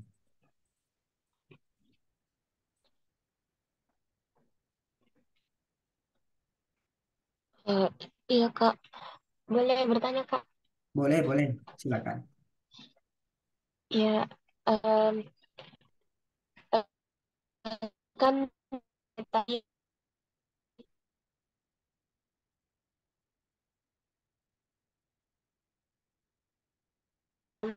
kalau di lapangan ini yang saya dapatkan itu melebihi dari 9, tapi kan sudah ditentukan jumlah total yang akan diteliti, misalnya dalam lab itu cuma 99, itu tetap proses sampling, Kak.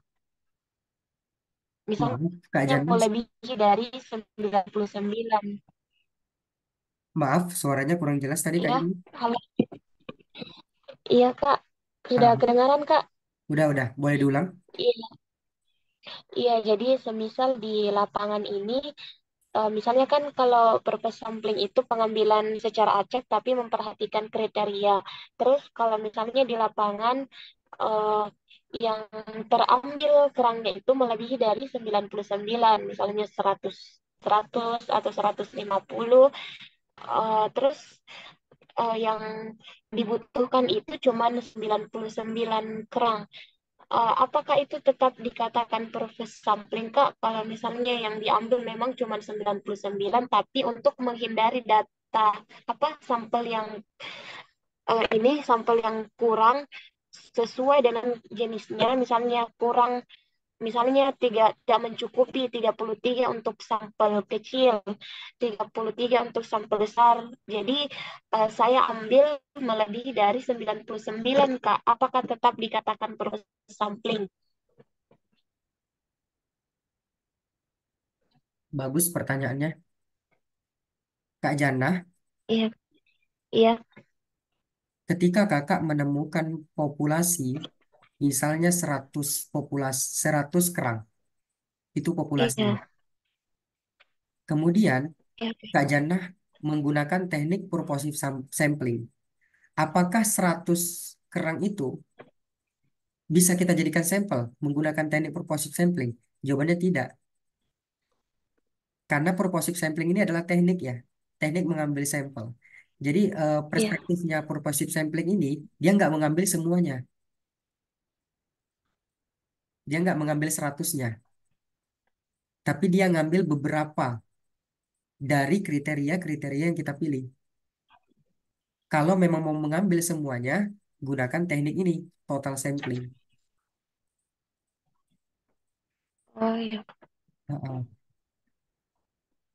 Oke, kita hapus dulu biar mempermudah.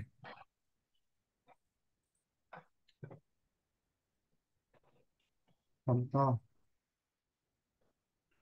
populasi yang ditemukan oleh Kak Jana ternyata nggak 99, ada 125,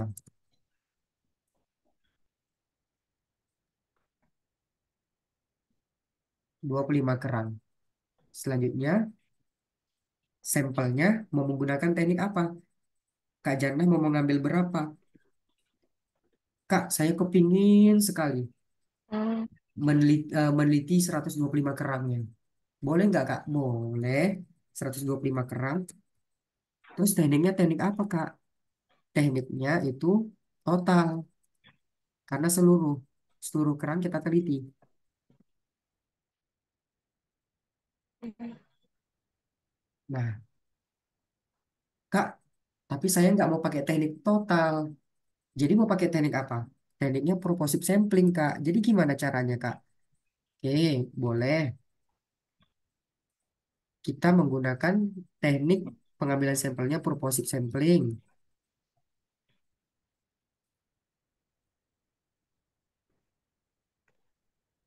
Nah, jadinya gimana, Kak? Saya dapat 125 kerang? Jawabannya tidak.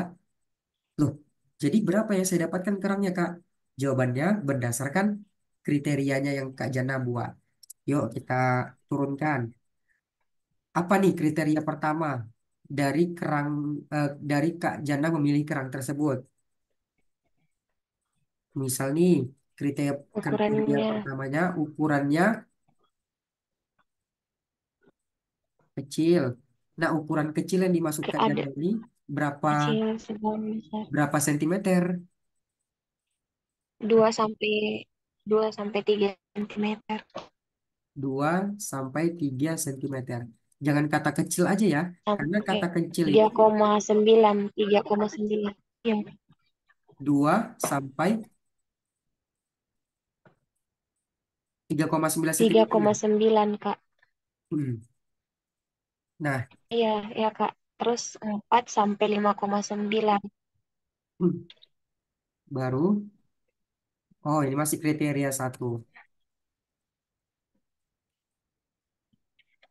Iya, Hmm, hmm. sedang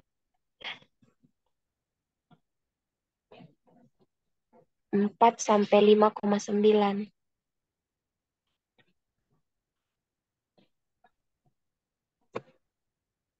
6 sampai 7,9 Kak.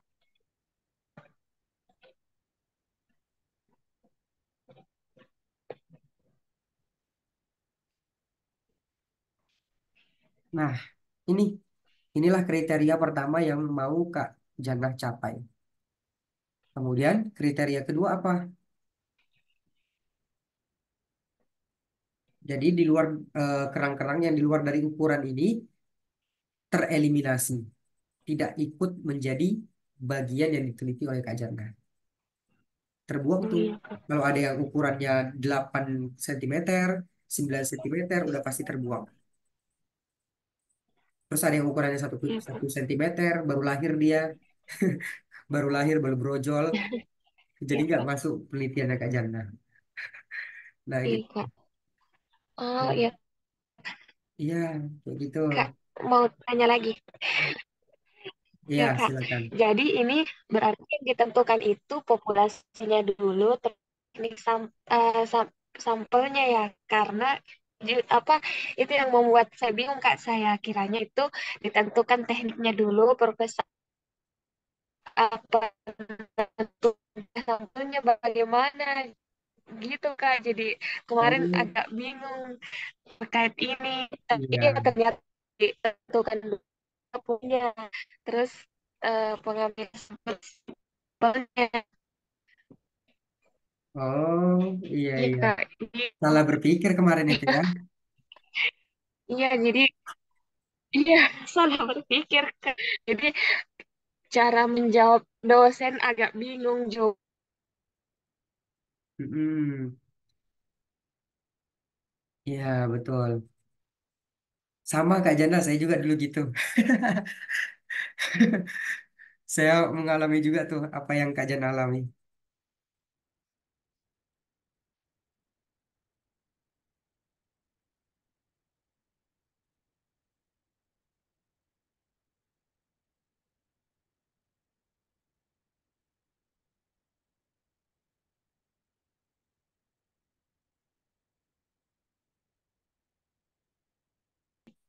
Iya Kak, di sini. Oke. Nah, jadi begitu Kak Jana. Pertama kali Iya, memang proses berpikirnya kita adalah menemukan populasi dulu. Apa itu iya populasi? Kak, iya iya. Populasi itu adalah jumlah awal, jumlah awal dari penemuan kita, total keseluruhannya. Contoh nih, biar supaya lebih mudah cara berpikirnya. Kak Jana di wilayah Makassar. Kemudian saya ingin meneliti orang-orang yang ada di Makassar. Saya harus datang tuh ke BPS-nya Makassar. Saya tanya BPS-nya Makassar, Pak, berapa jumlah penduduk yang ada di Makassar ini? Wah, jumlah penduduk yang ada di Makassar itu sebanyak 324 jiwa. Wis. Udah itu populasi. Iya Kak. 324 jiwa itu populasi. Nah, selanjutnya saya mau ngambil sampel. Kan nggak mungkin 324 jiwa tuh. Bisa aja sih kalau mau diteliti. Cuman kan saya mau yang lebih cepat. Jadi saya pakai Iya, teknik sampling. Tekniknya teknik apa? Sepertinya saya menggunakan teknik purposive sampling aja deh. Saya ingin melihat yang wanitanya aja. Kriteria satu, wanita. Kemudian saya datang hmm, ke BPS. Pak, di Makassar ini ada berapa jumlah penduduk yang bergender wanita? Gitu. Bergender wanita. Oh, ada sebanyak 1.928 jiwa. Wah, oke, oke, oke, oke, siap. Udah, 1.298 jiwa itu menjadi kriteria pertama saya. Terus saya buat lagi kriteria kedua. Yang terkena penyakit jiwa misalnya. Berapa jumlah wanita yang berada di Makassar terkena penyakit jiwa? Saya tanya BPS yang di bidang kesehatan. Oh, ternyata ada 200 orang wanita yang terkena penyakit jiwa, OODJ. Kriteria kedua selesai. Kemudian ternyata saya punya kriteria terakhir yang ketiga. Nah, apa kriterianya? Kriterianya adalah demografi, misalnya saya pilih. Pak, saya mau nanya, di mana ada berapa banyak jumlah wanita OODJ atau orang wanita yang sakit jiwa yang tinggalnya berada di Jeneponto, misalnya. Oh, ternyata di Jeneponto ada 20 orang. Ya sudah. Wanita yang berada di Jeneponto kemudian dia mengalami gangguan penyakit kejiwaan, itulah yang saya teliti sebanyak 20 orang menggunakan teknik purposive sampling. iya Kak. Nah, gitu. Hmm, Kalau misalnya saya menggunakan teknik total sampling, maka sebanyak 3.000 sekian jiwa itu, juta jiwa itu saya teliti. Saya melihat dari ketiga 3.000 juta jiwa itu, apakah semuanya memiliki potensi-potensi penyakit jiwa? Nah, maka saya menggunakan teknik total sampling. Nah, seperti itu dia Kak Jana, cara berpikirnya. Begitu pula kita implementasikan ke dalam kasusnya Kak Jana. Oh, Kak Jana menemukan di dalam lembah itu ada sebanyak 125 kerang ternyata. Di luar dari prediksi Iya, Kak. yang awalnya sembilan Iya, puluh sembilan. Oh, ada 125. Ya udah itu populasi, belum diseleksi gitu. Belum diseleksi. Nah, maka dari itu iya. supaya penelitian kita itu terfokus dan gak ada noise atau bias atau distraksi dari kerang-kerang itu, maka kita gunakan persempit dengan teknik menentukan sampel. Jadi, teknik menentukan sampel ini berguna untuk apa? Untuk menjaga fokus kita dalam meneliti objek yang diteliti. Jadi, fokus kita tetap terjaga. Bayangkan nih, misalnya 125 kerang, kita nggak buat fokus penelitiannya atau fokus sampelnya. Ternyata di tengah jalan kita menemukan, kita mau meneliti pankreas kerangnya nih misalnya. Kita mau meneliti pankreas kerangnya. Ternyata dari 125 kerang ini ada tuh 25 kerang yang nggak punya pankreasnya. Ya jadi noise kan, jadi noise, jadi distraksi Iya, Kak. di dalam penelitian kita.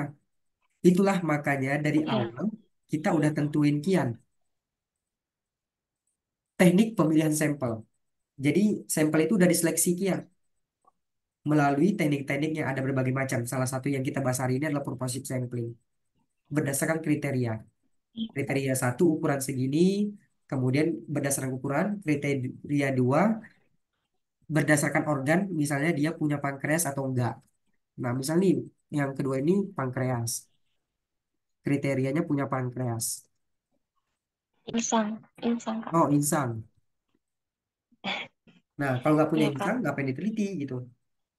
Jadi distraksi Iya, nanti kalau kita teliti. Di tengah jalan dia muncul, sementara kita nggak meneliti yang itu karena dia nggak punya insang. iya, Kak. Nah, kriteria ketiga apa lagi? Nah, itu ditentuin Iya. supaya penelitian kita terpusat. Hmm. Kak, jadi ini yang populasi 125 kerang itu tetap ditulis atau yang ditentukan tadi menurutnya Kak Hadi bagus ditulis atau gimana Kak? Ditulis. Ditulis gimana maksudnya?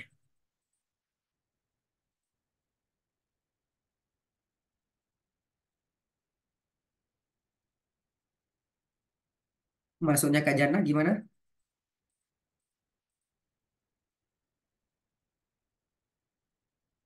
Halo?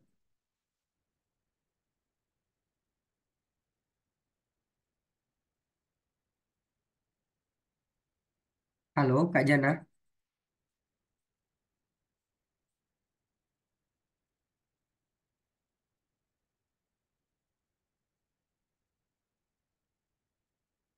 Halo? Suara saya kedengaran Kak Jana? Iya Kak, maaf Kak, maaf. Kak, Tadi, ya, yang tadi gimana? tadi,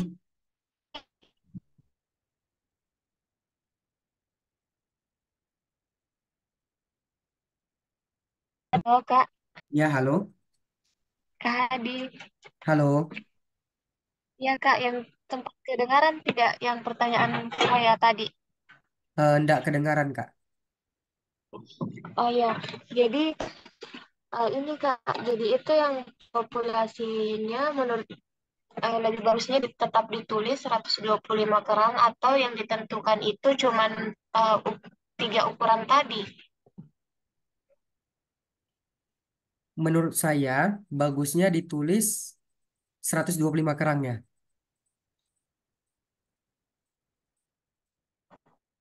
Oh Kalau ya memang, Kak. kalau memang Kak Jannanya ingin meng-highlight ukuran-ukurannya sebagai kriteria,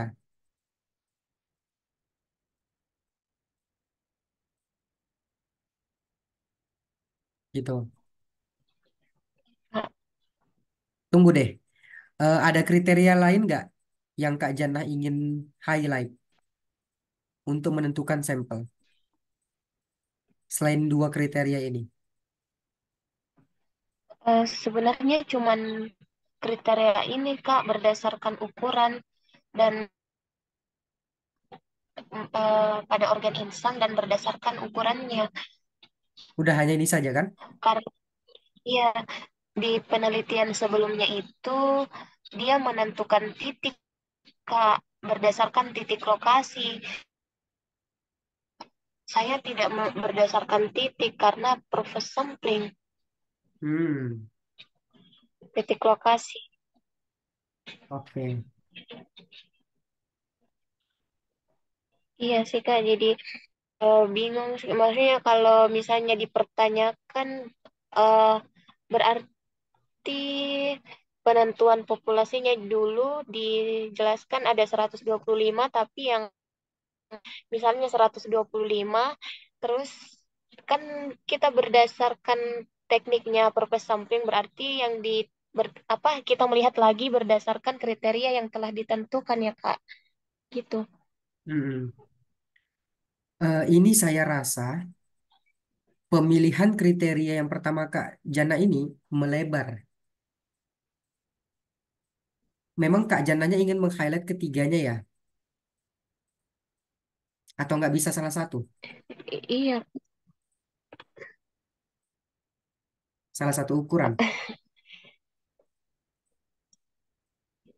iya nggak bisa harus ketiga ukuran ini. Hmm. Karena di penelitian sebelumnya itu dia juga menggunakan tiga ukuran gitu Kak. Mhm. Oh, Iya, 125 kerang. iya Kak. Kalau yang di penelitian sebelumnya itu populasinya dia menggunakan ukuran atau jumlah 125 kerang gitu. Dia juga menggunakan 99 kerang Kak. Cuman bedanya yang di organnya aja di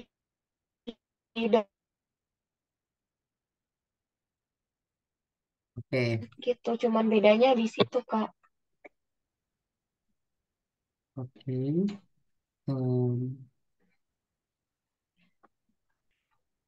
Tapi kalau nggak salah ada juga yang berbeda ukuran di penelitian sebelumnya itu ada yang eh, berbeda ukuran kecilnya, ukuran sedang, ukuran besar.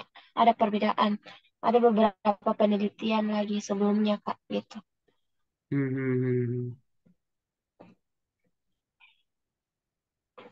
Iya, jadi begini Kak Janda, saya punya pandangan baru. Ini bisa kita pindah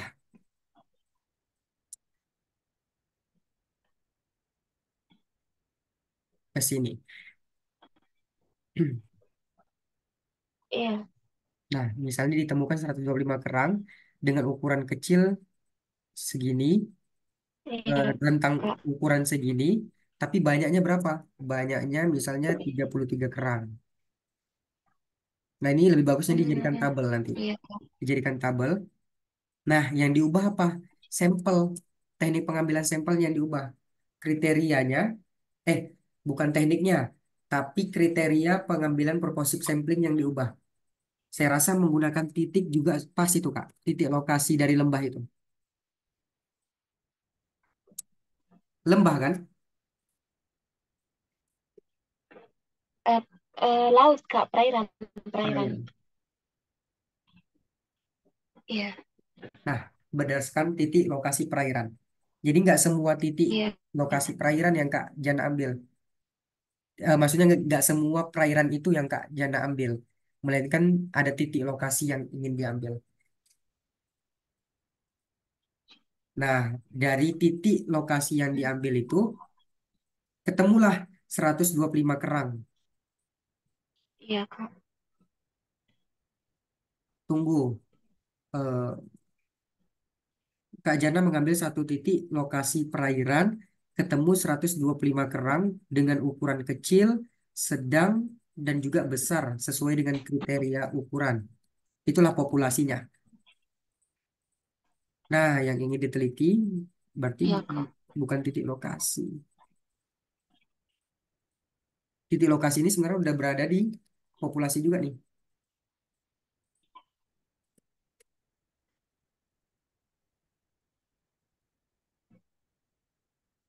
Hmm.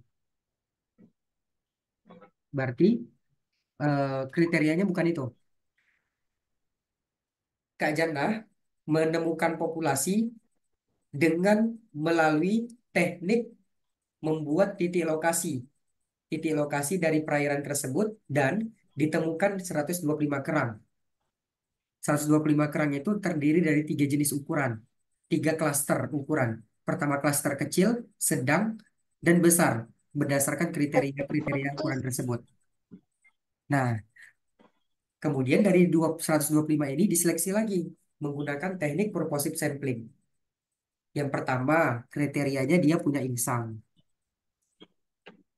Yang kedua, kriterianya apa untuk menseleksi 125 ini? Hmm, eh, yang nggak kayak masih tertutup rapat itu supaya menandakan dia masih hidup. Ah, masih hidup. Iya, masih hidup. Pasti ada yang mati juga kan nanti yang ditemukan kan?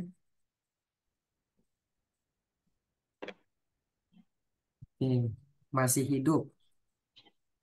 Kemudian yang ketiga, Iya, Kak. eh,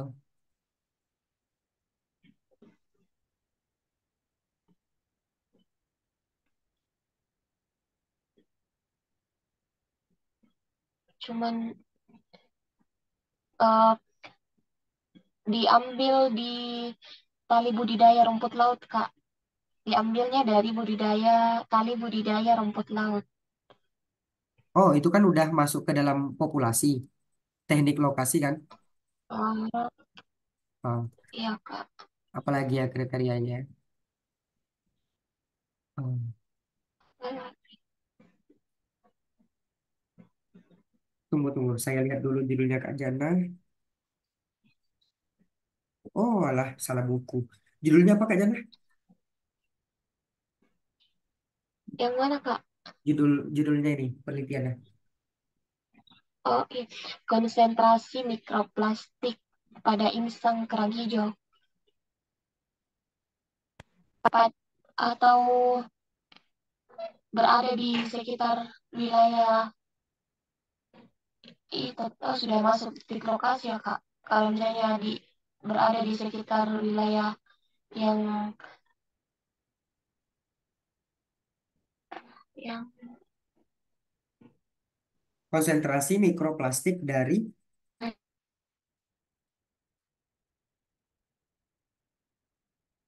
pada insang kerang hijau di perairan Mandalay. Konsentrasi mikroplastik pada insang.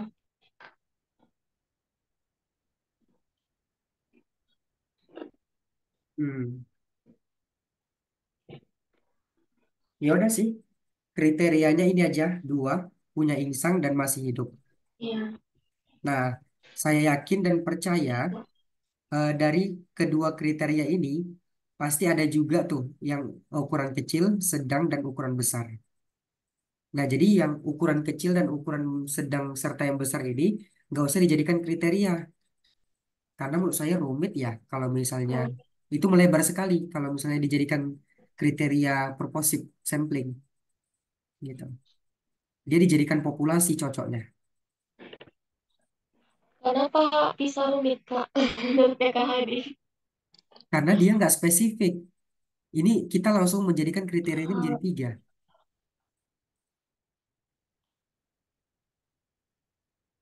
Eh, Gimana ya kasih yes, yes. perspektifnya sama Kak Janda.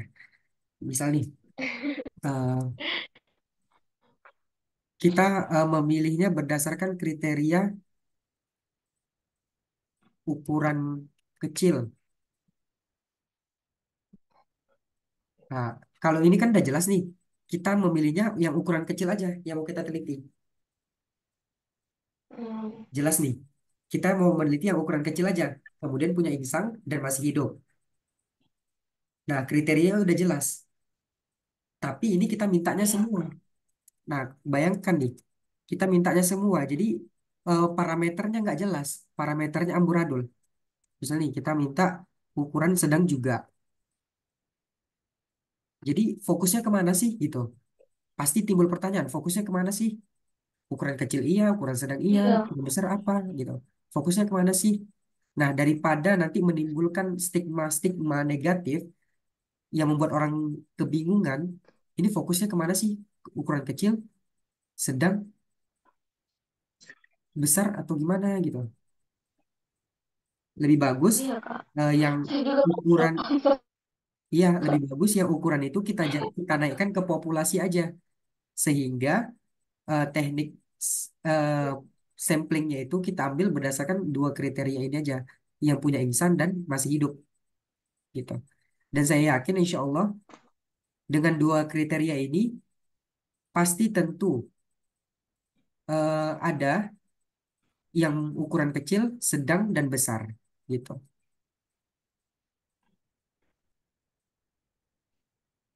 Iya Kak.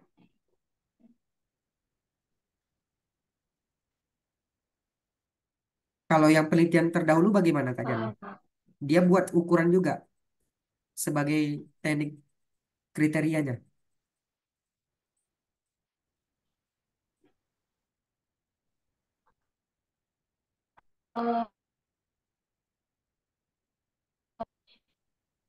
Eh, kalau enggak sih Kak, dia secara luas aja dia mau meneliti konsentrasi pada sebenarnya berdasarkan ukuran juga Kak, tapi eh, apa ya,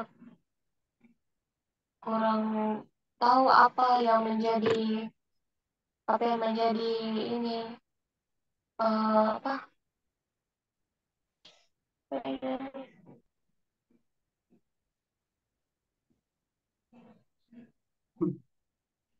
pertimbangannya, kurang tahu apa yang menjadi pertimbangannya, tapi dia cuma lebih fokus ke konsentrasi. Karena kan ini penelitiannya dosen, jadi dia lebih fokus ke konsentrasi mikroplastiknya saja Kak pada organ kerang itu. Hmm. Iya, Kalau yang saya lihat itu metode yang digunakan juga dari penelitian sebelumnya, oke. yang metode ya. Hmm, Yes, Kak. Gitu. oke. Mungkin saya buat pertanyaan baru lah sama Kak Janan. Pertanyaan barunya adalah, menurut Kak Jana, dari ketiga ukuran ini, ukuran mana yang memungkinkan untuk diteliti? Sehingga Oh ya, mikroplastiknya itu jelas terlihat nanti. Di ukuran sedang, ukuran besar, eh, atau ukuran kecil. kalau dari penelitian sebelumnya itu Kak di ukuran kecil dia lebih banyak konsentrasi mikroplastiknya gitu Kak karena lebih lebih laju apa laju filtrasinya lebih cepat Di organ mana? penyesatannya Penelitian pada saat terdahulu di organ mana? fermentasi. Iya, ada di Di, bagian ukuran kecil. ya, ukuran Iya Kak. kecil, tapi yang ditelitinya organ mana? Organ keseluruhan Kak. Oh, keseluruhan. Tapi Oke. ukuran ya, iya keseluruhan. Tapi kan tergantung dari ukuran panjang cangkangnya. Dari yang kecil dia lebih besar konsentrasinya. Oke. Dan sekarang Kak Jananya Itu dia berbanding terbalik dengan ukuran. ingin membuktikan Iya. dari Apakah kerang-kerang lainnya. apakah apakah di bagian organ insannya ini dipengaruhi juga oleh ukurannya, Oh, gitu Kak. iya, iya, iya, iya, iya. Oke deh. Iya Kak, gitu. Dah,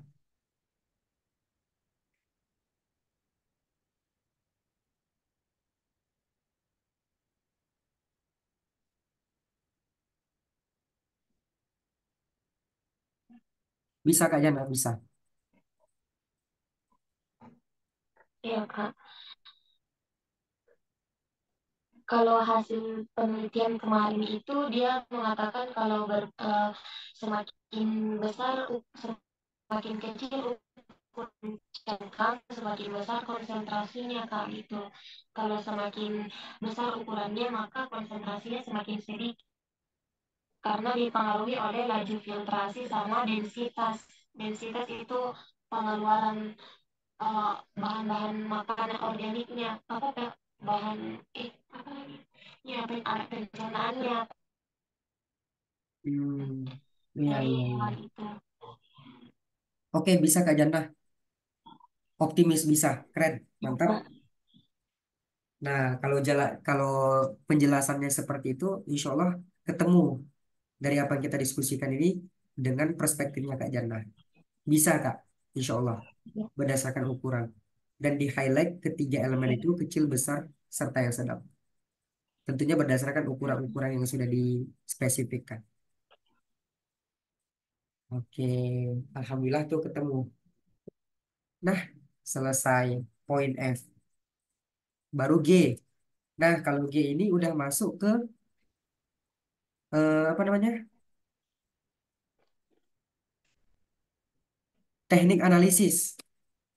Teknik, oh iya Kak, teknik analisis.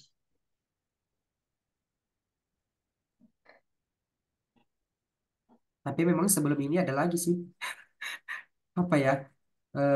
Teknik analisis. Sebelum teknik analisis itu ada uji. Uji apa ya? U- Iya, di sini juga sih Kak. Hmm, Uji ada instrumen ya. Kalau banyak di variabelnya. iya apa ya? Pokoknya uji instrumen. I- Kalau di kalau di kualitatif dia uji instrumen Iya, sih. Kalau di kuantitatif uji apa? iya.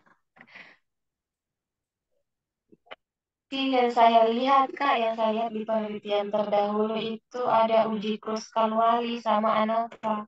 Hmm,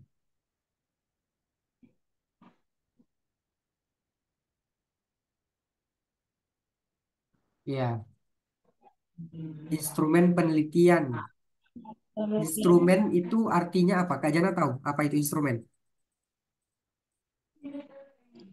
belum Kak, masih bingung mana membedakan ini instrumen dengan teknik.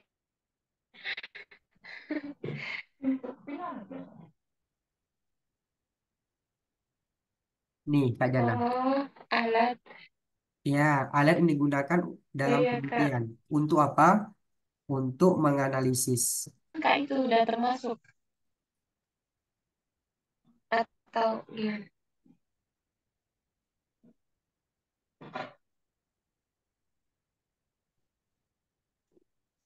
Nah, ini.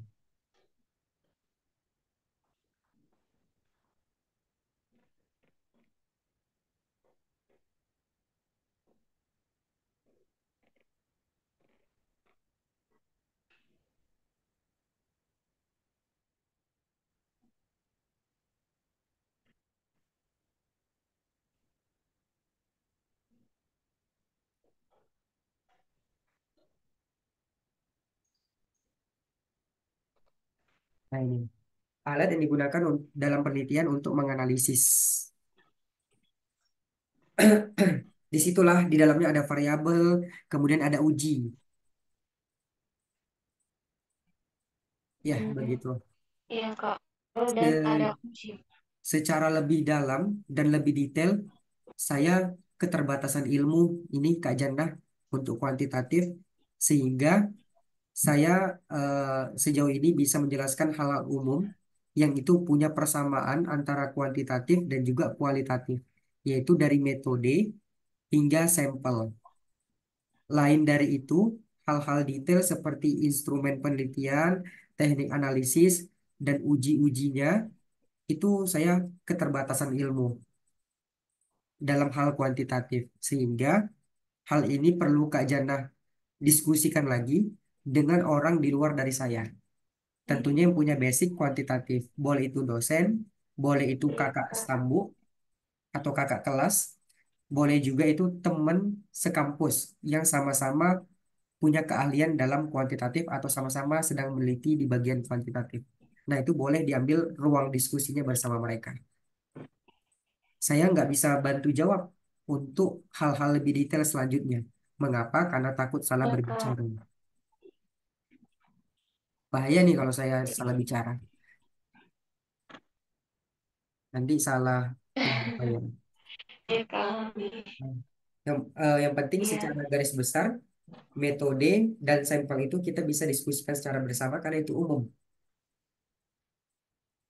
Dan hal-hal detail, insya Allah saya ya, yakin dan percaya Kak Jannah jauh lebih memahami kuantitatif. Tentunya dari hasil diskusi bersama teman-teman dan juga dosen kuanti. Begitu Kak Jannah. iya Kak, Wah, seru iya Kak, sekali hari ini. iya seru sekali Kak. Saya juga baru paham ternyata metode sekompleks ini.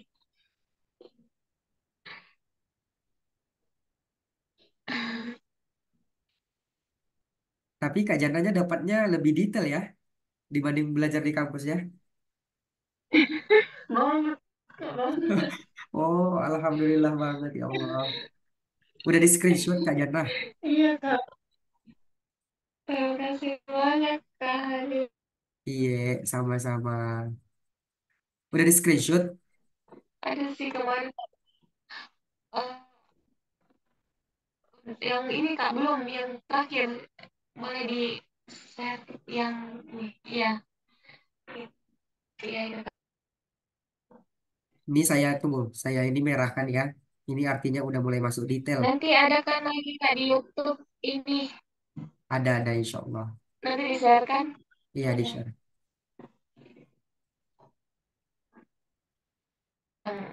Sudah di screen. Oke.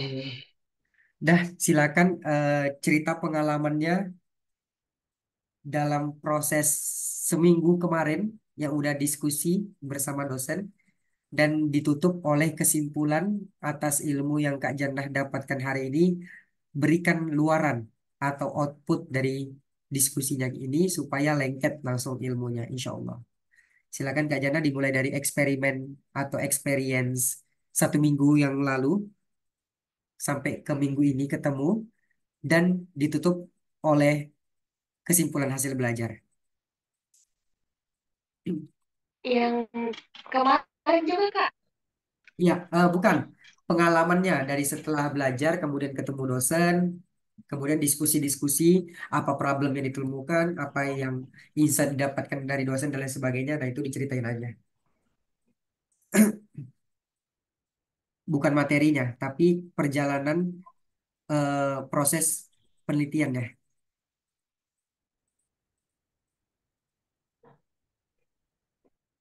Iya, baik. Eh, apakah suaranya terdengar Kak? Terdengar dengan jelas, Kak. Iya, ya Kak Hadi dan waktunya untuk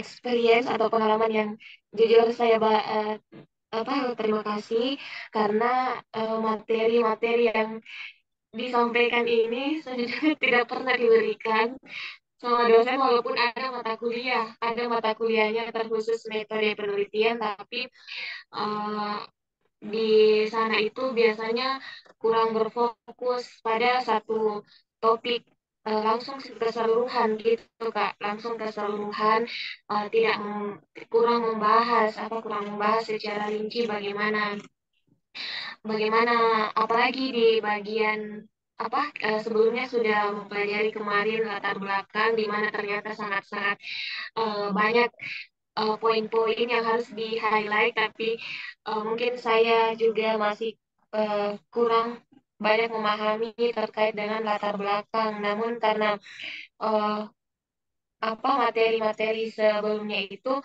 saya baru menyadari kalau ternyata dalam setiap topik pembahasan itu ternyata lebih kompleks lagi ya Kak, lebih kompleks lagi pembahasannya, khususnya pada malam hari ini di bagian metode, di bagian metode ada eh, sebelumnya ada beberapa yang dibahas ya Kak, topik, masalah, teori, tujuan, kebaruan, dan metode hingga judul. Namun berfokus terhadap metode karena sejujurnya di metode ini walaupun walaupun sering walaupun saya dengar bagaimana metode, namun apa ya, eh, dalam memahami bagaimana pembagian-pembagian dalam bagian metode penelitian itu, khususnya di desain penelitian, pengumpulan data, dan sumber data itu masih banyak yang miss di antara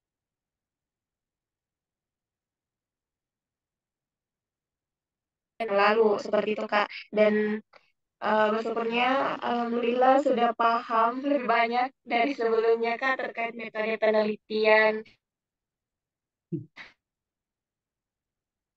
eh,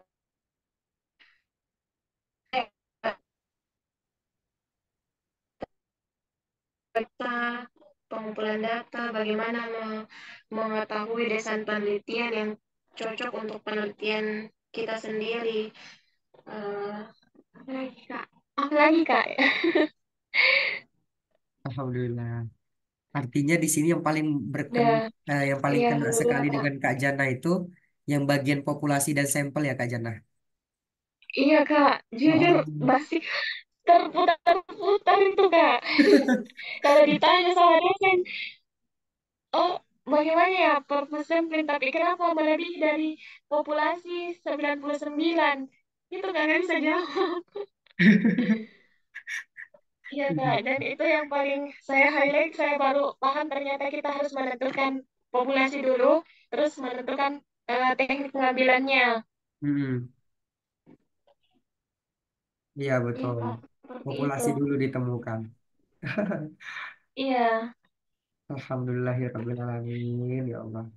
soalnya, iya soalnya kan Kak, beberapa dosen yang pernah saya temui nggak ini nggak dijelasin gimana prosesnya populasi hingga ke sampel, teknik pengambilan sampel. Biasa sih langsung aja dijelaskan tekniknya ini, terus populasinya ini, gitu sih Kak.